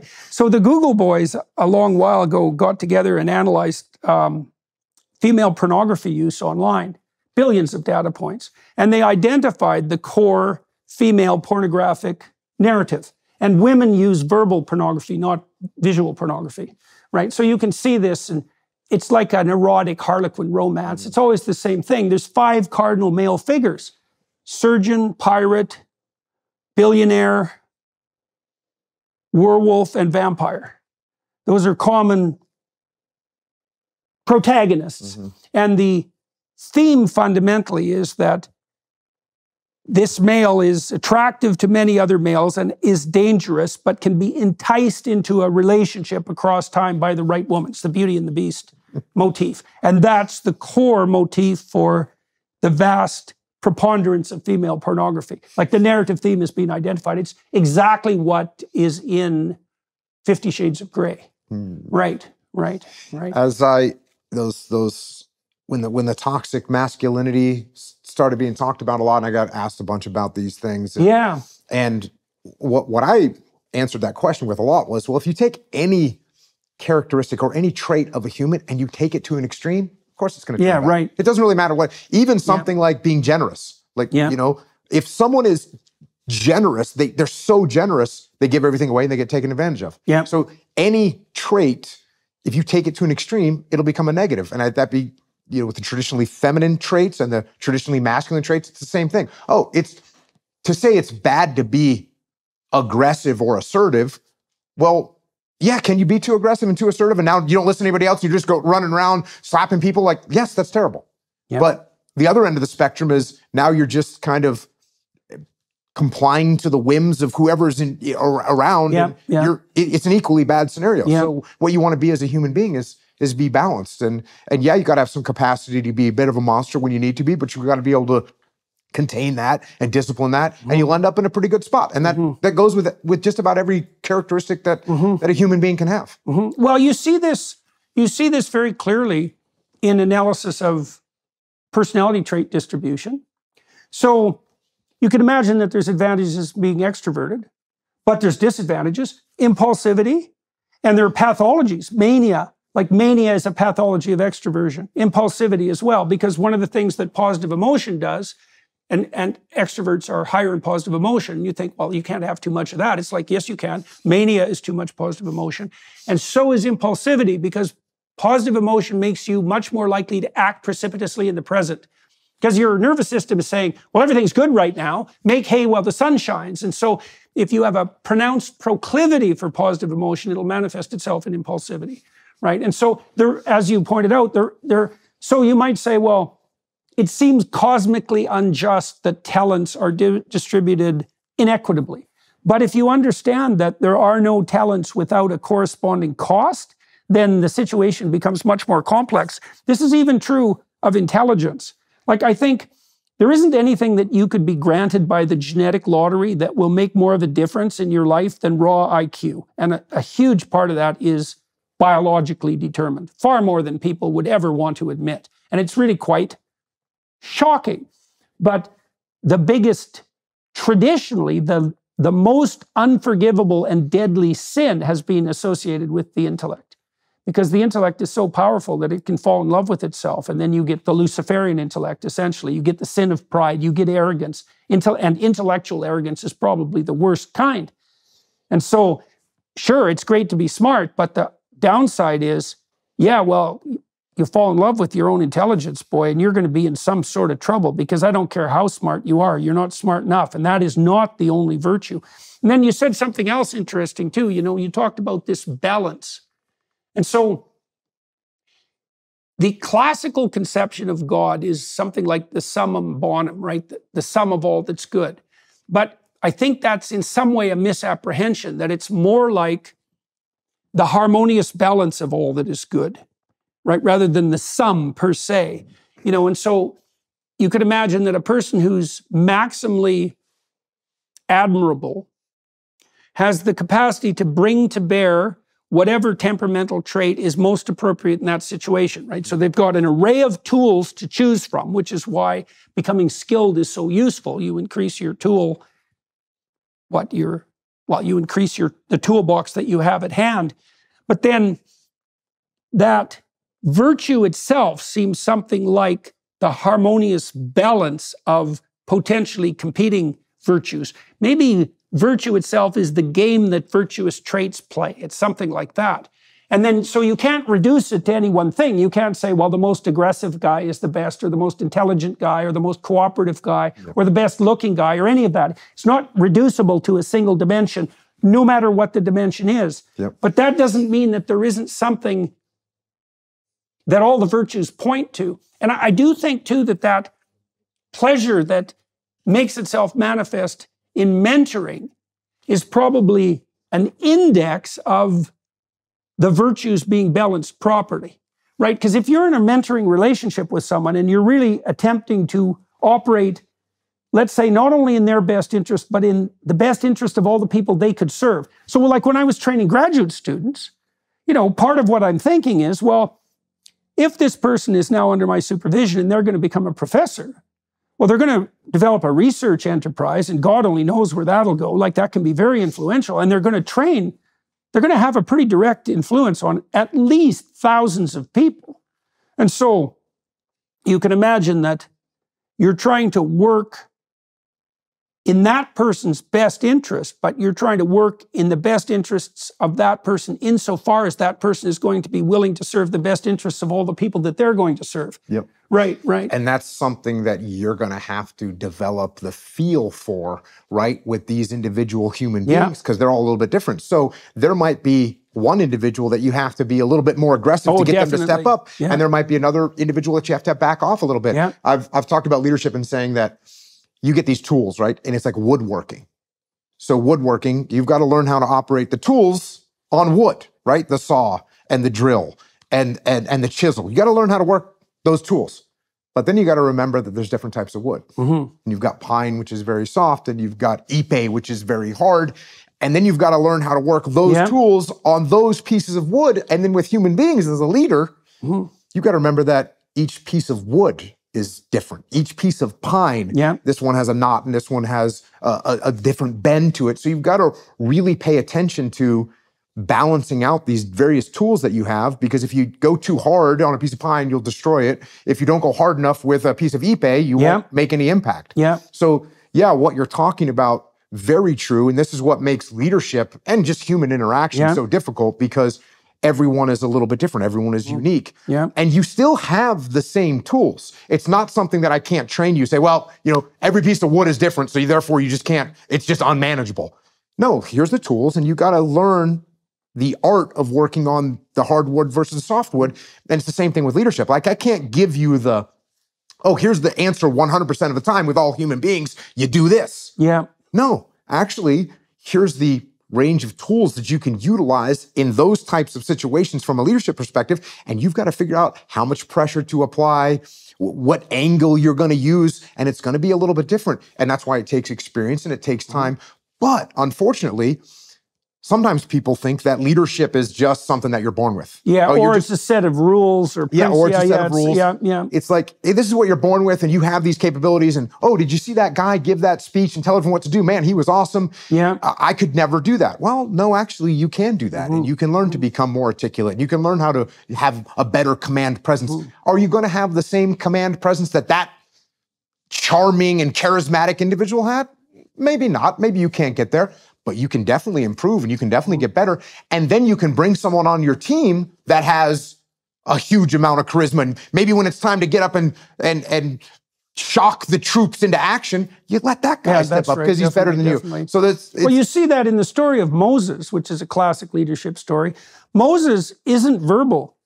And he tells God that when God comes along and says, like, well, you're going to stand up against tyranny and you're going to lead the slaves out of captivity, which is what people are always doing in their life if they have any sense.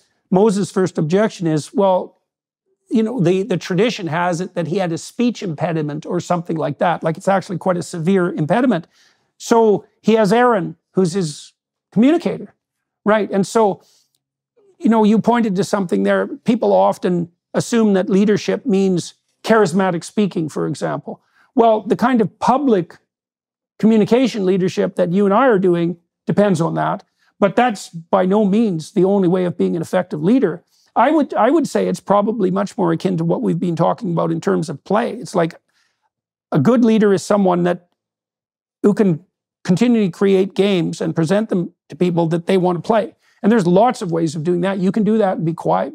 Like I had a client, a lawyer. He ran a big law firm in Toronto. I worked with lawyers like that for quite a while, and they were sent to this little organization I was part of. The value proposition to the law firms was, you send me your best people and we'll work to make them 15% more productive, which for those people meant a lot, right? But we work for them, not you. And so then what we were doing with each of these people was radically different. It really depended on the person. And one of the guys that really struck me, he was very, very quiet. And all he did in his office, was go around and listen to people and actually listen. And so he could get wind of interpersonal conflicts of the sort you were describing, the power game conflicts, just before they were developing, right? People would tell him what was wrong. And because he was listening, he could fix the things that were wrong with just like a tap and a nudge, right? Because he did it before they got out of control. And it was really interesting to watch him operate, because it really looked, even to him, like he was doing very little as the manager of this law firm. But what he was doing was exactly the right amount at exactly the right time. And he was doing that because he was like, and his orientation was true. He wanted the firm to function as well as it possibly could. And that's genuinely what he wanted. And he didn't care whether he didn't even care if he knew that what he was doing was effective, much less what so there's a gospel statement that's very mysterious. You shouldn't let your right hand know what your left hand is doing. It's like, well, what does that mean? It means you shouldn't even be concerned about whether you give yourself credit for what you've accomplished. Now there's a boundary on that, because credit where credit is due. But if you're undertaking the task just so that you feel better about yourself in your own eyes, you're contaminating the motivation. The better motivation is this mentoring motivation. And I think it really is. It's a cause for optimism that's such a deep source of meaning, because you know as well as I do that there are lots of young people, we'll talk about young men for a moment, who feel lost. Like, where am I going to find the meaning in my life? And if you can let people know that one of the deepest possible sources of meaning that you can tap, that's more or less it's unfathomable, right? It never stops giving, is the meaning that comes as a consequence of working on behalf of the appropriate development of other people. Yeah. When people come to me and they say, well, I don't know what to do. I don't know what my goals should be. I'm just kind of lost. Yeah. I always tell them, go help other people. Right. Go help other people. Right. Like, you'll find some direction. I don't care if you go down to a soup kitchen or you go to a boys club where the kids need mentoring or they need someone to teach them how to throw a baseball or whatever the case may be. Whatever you can do, you go and help people, and you're gonna find some direction really quickly. When you realize that you're just a little bit ahead of them in life, and you can give them so much, and that's going to be very powerful. Yeah. Well, so one of the things that psychologists discovered, although not nearly enough has been made of this, is, so imagine we've discovered the basic dimensions of human temperament: extroversion, positive emotion; neuroticism, negative emotion; agreeableness, so that's like, say, aggression versus cooperation, something like that, with the attendant problems on both ends; conscientiousness, dutifulness, orderliness, industriousness, and creativity. Those are the 5. All right, so let's look at neuroticism, proclivity to feel negative emotion. All the negative emotions clump together, so they have a common core. It's probably something like stop and leave, something like that, right? Because if you're threatened, you should freeze or get the hell out of there. So that's the core reaction around which all the negative emotions are built, and they all associate. Okay. We've been able to do analysis of traits and attitudes that are tightly associated with negative emotion. Self-consciousness is indistinguishable from negative emotion, which means, like, it's indistinguishable. In fact, in one of the major personality trait measures called the Neo-PIR, one of the early big 5 personality dimensions, self-consciousness is a facet of negative emotion. That's how tight it is. It's the same thing. So what it means is, and this is very germane to your point, if you're thinking about yourself, you're miserable. Those are the same thing. And so then you might say, well, how do you get out of that? And you can't get out of that by not thinking about yourself. That's just going to backfire, right? So if you're anxious and you go to a party and you think, I'm not going to think about myself, and that's all you're thinking about, like, you're dead. I used to treat my socially anxious clients, say, go to a party and do everything you can to make other people feel comfortable. So I would explain to them what I just explained to you, but I would say, that doesn't mean you can stop thinking about yourself. It means you can start only thinking about what you can provide to other people. And that was invariably an improvement on the strategy that they had been using. But this is so crucially important, you know, because we are so reciprocal as human beings that you are lost if you only serve your own whims. It doesn't work in the long run. It alienates people. It produces a life that's devoid of meaning. It makes you anxious and isolated. And it makes you self-conscious and miserable.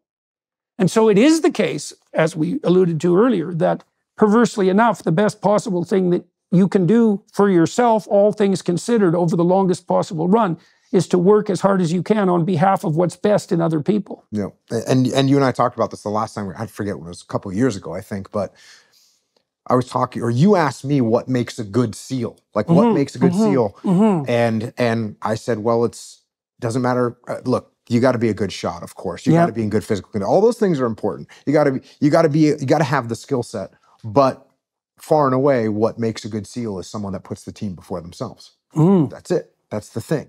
And if you're the best shot, you're the fastest, you're the strongest, but you have yourself above the team, I don't want you in my platoon. And no one wants you in the platoon. That's the way it works. So it's interesting that psychologically, if you're focused on yourself, it's going to cause problems. Either the problem of egocentric arrogance or the problem of, like, paranoia, or what you just used to describe it? I mean, when someone's just focused on self-consciousness. Self-consciousness. That's the thing that when I see people that are self-conscious, I was like, hey, You know who notices that you have a zit on your cheek right now? You. No one else cares. Yeah. No one else cares. No one's, it doesn't matter. When you walk into a room and you feel like you don't have the experience to be in a leadership position, the person that's thinking that is you. It doesn't really matter. Now, if you go in and try and overcompensate for that by saying, listen, I just graduated from college and I really know how to execute this stuff, you're going to get crushed. Yeah. Because you're trying to make up for the fact that you actually don't know what you're doing. And everyone knows you don't. You just got here. So we know you don't know what you're doing, but we don't really care about it, so we don't see it as No, we just negative. care if you think you know what you're doing more than you actually know. Then it's a problem. Yeah, then that's definitely a problem. And that whole thing about the authoritarian mindset.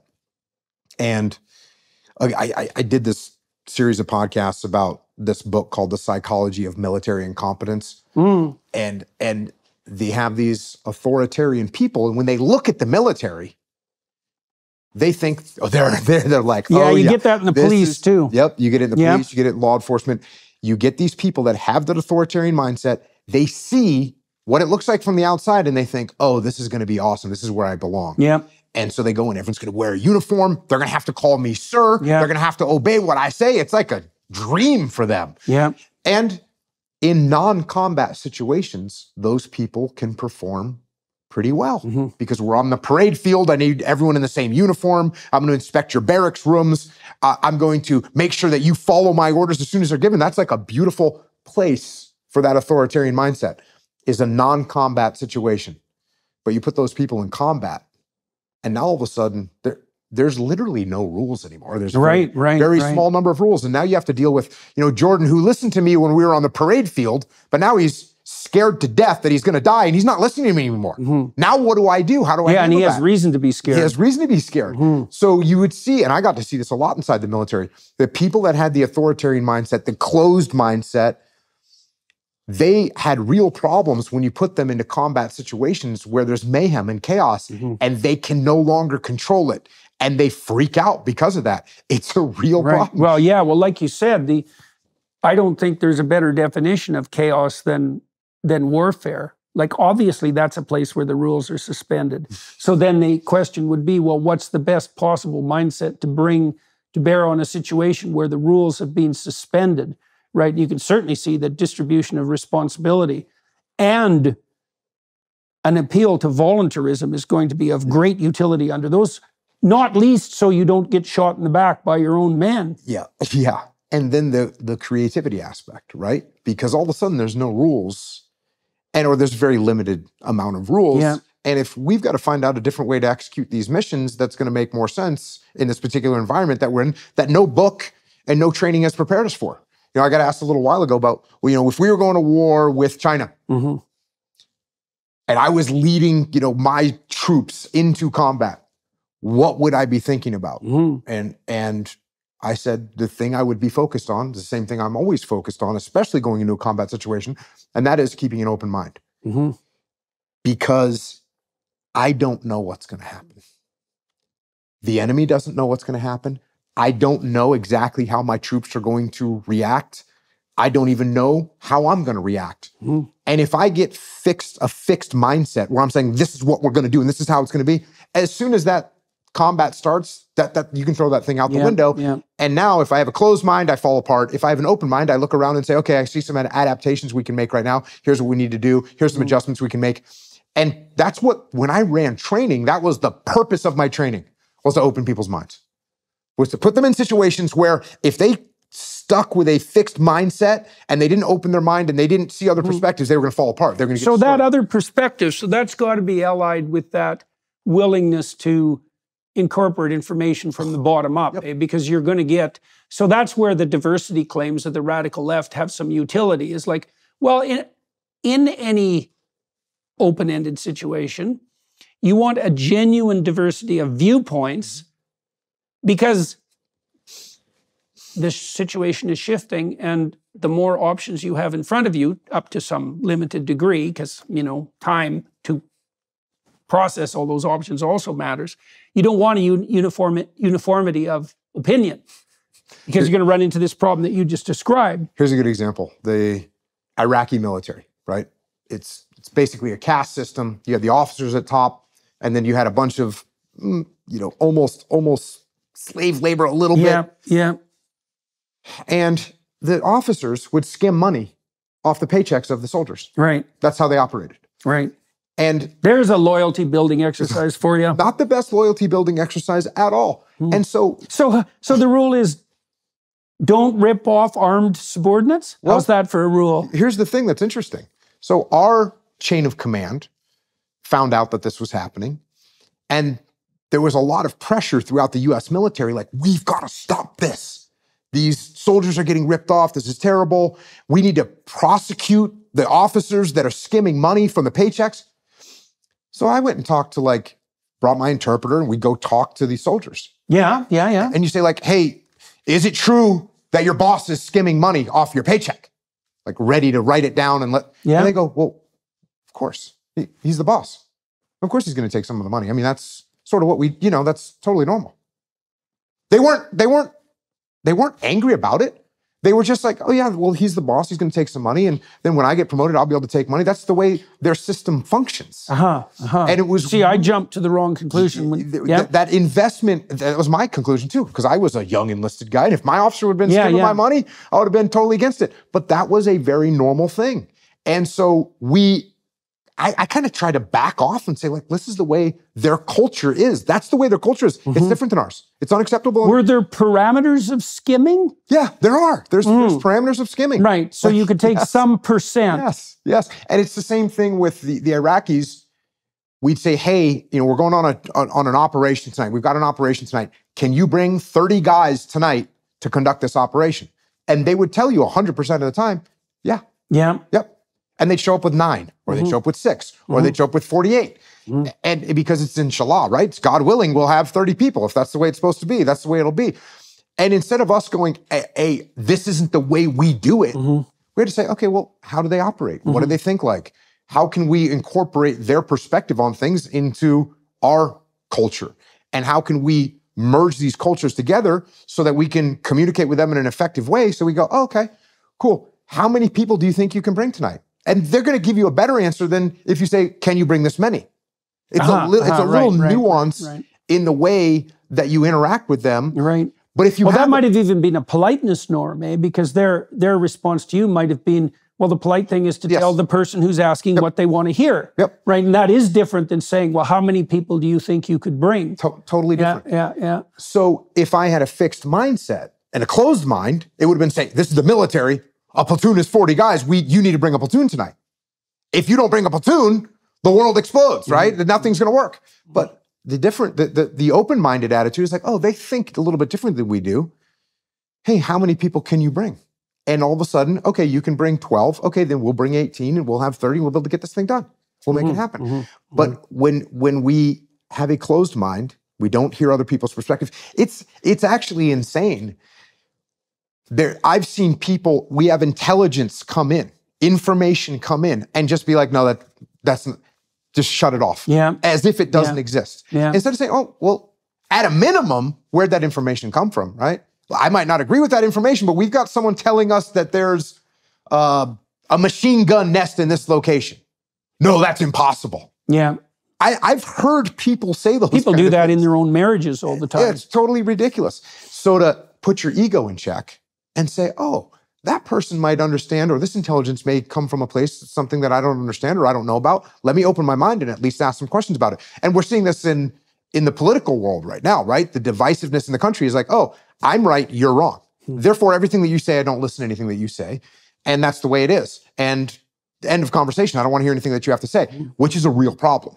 Instead of having conversations with people and trying to understand what your perspective is, crazy as it may seem to me, I still have to listen to what you have to say and try and integrate that. It's especially true when you have to live.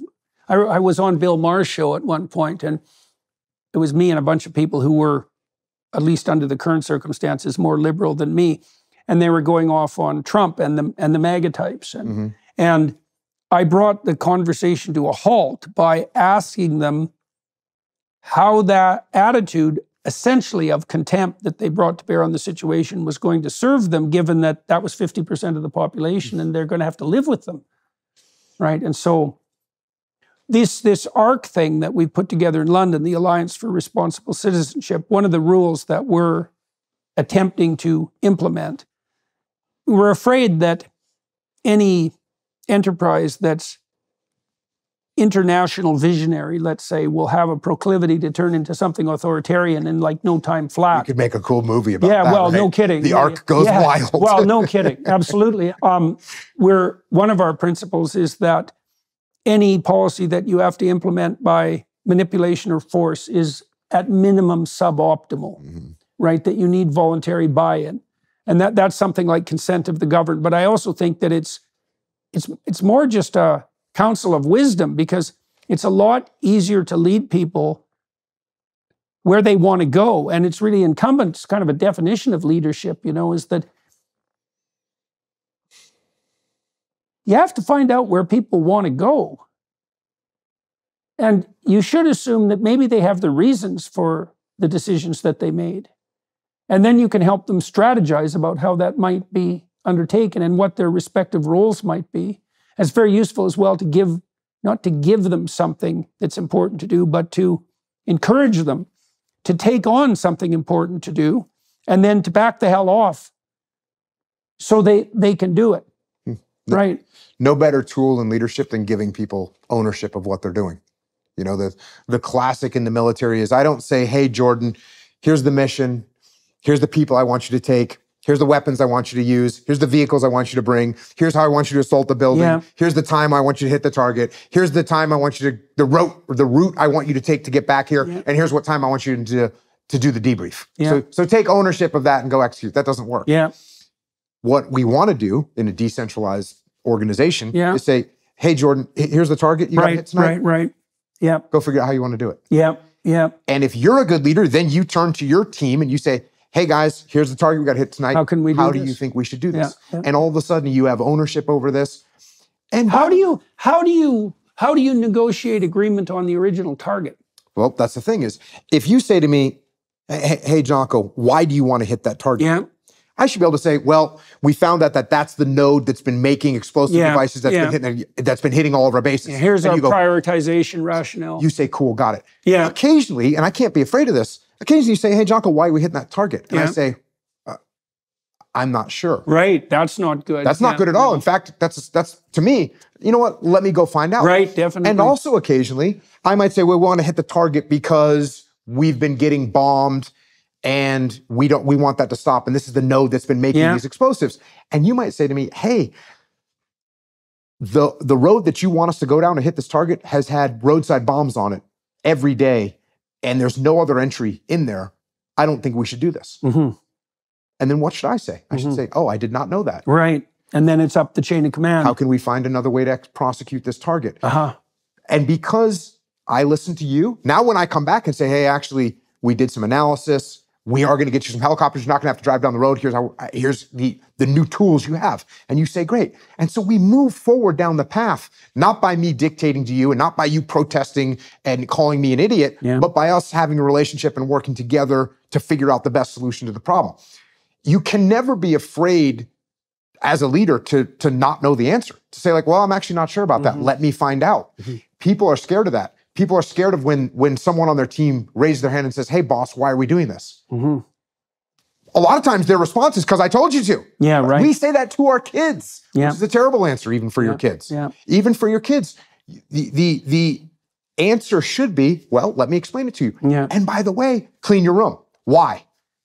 I've had this with 1,000 parents. Why should I clean my room? And there are some whys, right? Yeah. You can say, well, you know, if we have a fire and the firemen come in here and you got toys all over the floor, you could trip and fall and it could be a real problem. And your kid might buy that, right? They might buy that. But they might be like, low probability. Yeah, low probability. I'm not cleaning the room. Yeah. And occasionally, if you don't really have a good answer, like, okay. Well, if you want your laundry done, at a minimum, you got to put your clothes in the hamper. Other than that, you can leave the Tonka toys all over this. And you think that, well, then you're creating this undisciplined child. No, actually, you're giving your child the ability to learn from themselves 3 days later when they want to go to school and they can't find their Tonka truck. It's like, where's my Tonka truck? Well, it's somewhere in your room. Where'd you put it? Yeah. I don't know. So thinking that your kid is going to just devolve into this savage human being that's can't undisciplined throughout their life is the wrong answer. Well, you highlighted something there that's also of extreme importance from a leadership perspective too, which is the refusal to make rules, to make unnecessary rules. A good leadership, what would you say, set of principles is not too many rules, but enforcement of the rules, of the minimal set of rules that do exist. And then you might say, well, how do you know what the appropriate rules are? And one answer to that would be, well, if you don't have a series of deep reasons for your rule, and it boils down to because I said so, that's probably not a rule that you are in a position to advance or insist upon. Yeah, right? It needs to be placed in exactly as you said in the military situation. Here's a target. Here's the cost to attempting to hit that target, which is not a trivial cost at all. The right response on the part of the men is, well, why is that worth the cost? And so they're going to reflect that back to you. Unless you have enough reasons behind that strategy to eliminate their concerns, at least compared to any other plan they might come up with, right, their appropriate response in some ways is to not, they're certainly not going to be enthusiastic about the mission. They're certainly not going to think, well, this clearly needs to be done. Yep. And right, there's situations in Vietnam War is a great time to talk about this, because there were situations where I said, Jordan, you got to go execute this. Yeah. And you said, why? And I said, well, because it's coming from higher ups. Yeah. And you go, okay, boss, got it. Yeah. And you take your patrol 100 meters outside the wire, you sit in the bushes for 6 hours, you come back and you say, yeah, boss, we tried, we didn't see anything out there. Right. But you didn't execute anything that you were supposed to execute. Right, definitely. So understanding why you're doing what you're doing, absolutely critical. And yeah, from a governmental perspective. Well, those explanations also give people the option to think on their feet when they're actually in the complex situation. Because if you've provided them with 5 rationales for this target, and then things go astray, they still have those 5 rationales to build new targets out of, right? Yep. So that's why they need to be informed. Yep. And being able to admit when you're wrong about something, and being able to say, you know, the last target we hit that you pushed back against and I told you just do it, you were right and I was wrong. We shouldn't hit that target. That's okay. And you don't see this from politicians at all. You don't ever hear a politician say, yeah, you know, what I was thinking at the time was wrong, and here's my adjustment, and here's what I want to do moving forward. It was kind of ridiculous during COVID, the way those things just piled up. Oh yeah, that's for sure. It was ridiculous. Yeah, well, that's, you know, part of that I would say, and maybe we should close with this, part of that was likely the fact that there was a decision made very early on that it was okay to compel people by force. As soon as I'll tell you, maybe this is a good closing. This is cool. There's a scene in Exodus. I did this Exodus seminar recently, and we're talking about leadership, so this is perfectly appropriate. So Moses is an archetypal leader, right? He's leading people away from tyranny and away from their own slavery, right? And every leader does that. When you're trying to make people autonomous, you're trying to lead them away from their own slavery. When you're trying to help inform them that they shouldn't be using power, you're trying to lead them away from tyranny. Okay, so Moses does a pretty damn good job of this. And he's got his people right to the edge of the promised land, and this has taken 40 years, right? It's taken his whole bloody life, right? And so they're still in the desert. They're lost, they're wandering, they're still in the desert, but the promised land is at hand. And they're out of water. And so the Israelites start bitching and whining about this. They come to Moses, and they say, go talk to God because you're in with him. And God says, ask these rocks to deliver water for your people, and they'll deliver water. And so Moses listens, but then when he goes to the rocks, he hits them with his staff. He uses authority, he uses power twice, bang, bang, right? When he was told to ask. And so the rocks deliver water, and the Israelites are no longer parched. But God punishes Moses by telling him that he will now die before he enters the promised land. And so it's an extremely interesting twist. It's a very short part of the story, eh? But Moses, throughout his leadership career, uses excessive force a number of times. It's his weakness. And it's despite the fact that he sacrifices for 40 years and is probably the most effective leader in the entire Old Testament corpus, he's stopped from attaining his highest goal because he relies on force. Right. Yep. Right. I say constantly to lead with the minimum force required. Right, right. This is, of course, a term when you're interacting with a potential prisoner, you want to use the minimal force required to subdue them. Yeah. And it's the same thing as a leader of human beings. You want to lead with the minimum force required. Yeah. Hopefully, in an ideal world, that's nothing. Right. My team knows what to do. They know what the goal is, and they can move there. Hey, occasionally, do you as a leader have to step in and say, hey, everyone, we got to make a change. This is where we're going. Yes, you occasionally have to do that. You want that to be as rare as possible. And what you really want is you want people stepping up and moving because they know the direction that we're heading. Well, that's a great place to end. And so thank you very much. It's always a pleasure talking to you. Always indeed.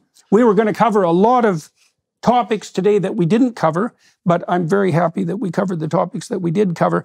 For everybody who's watching and listening, most of you know this already, but I'll point it out anyways. I'm going to continue talking to Jocko for another half an hour on the Daily Wire Plus side. I think I'm going to talk to him about the political situation that surrounds us at the moment in relationship to leadership. We'll talk about Biden, we'll talk about Trump, more from the psychological and philosophical perspective. And so if you want to join us for that, please do.